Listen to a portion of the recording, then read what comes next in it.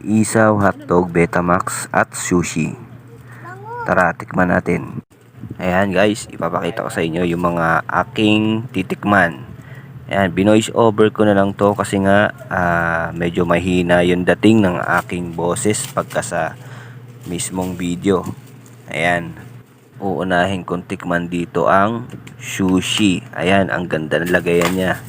Talagang napaka-cute talaga ng itsura niya. Tignan niyo mabuti. Oh, di ba? Ang ganda niya, ang gandang tignan. Tapos susubukan kong mag-chopstick diyan. Ayan. Ayan, nagmamagaling pa mag-chopstick. Oh, di ba? Ayan, nakachamba ng chopstick oh. Ayan, masarap siya guys.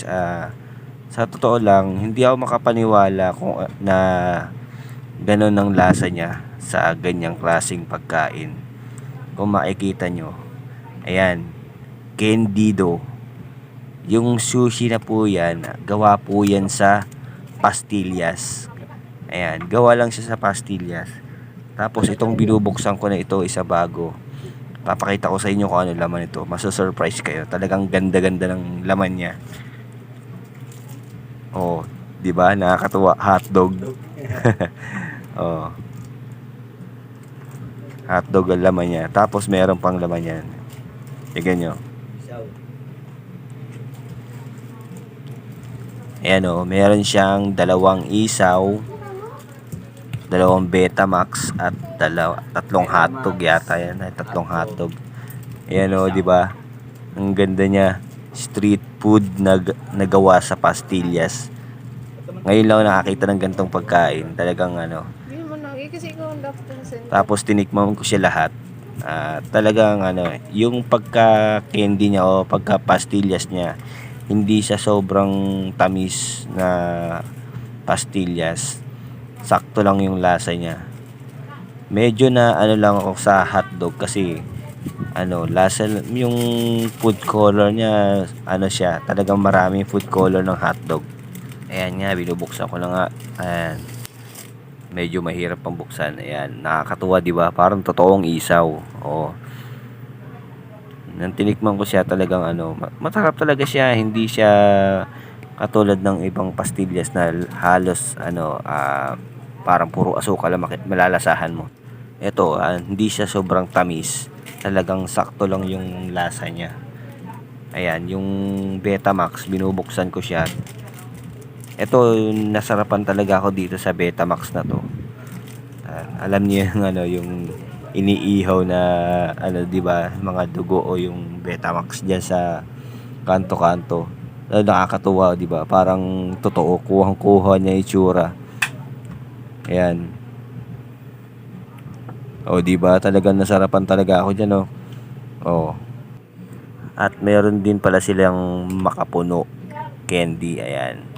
Pakita ko sa inyo. Ayan yung kanyang makapuno candy. Ito, pag bumili kayo nito, buy one take one to ha. Ayan.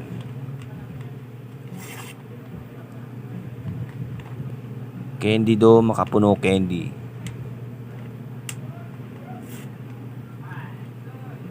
Ayan, natatagalan pang bugbukas oh. Oh, ayan. Oh, pakita ko sa inyo ha. Ayan. Kanyang makapuno candy, talagang sarap-sarap niya. Milky siya. Oh, di ba? Ito nyo. Yan. Tapos meron din siyang ube candy. Yan, pakita ko sa inyo yung ube candy. Oh, next na. Tigilan mo na yan. Oh, yan. Bubuksan ko na tong ube candy. Yan, pinakita na naman. Oh, yan.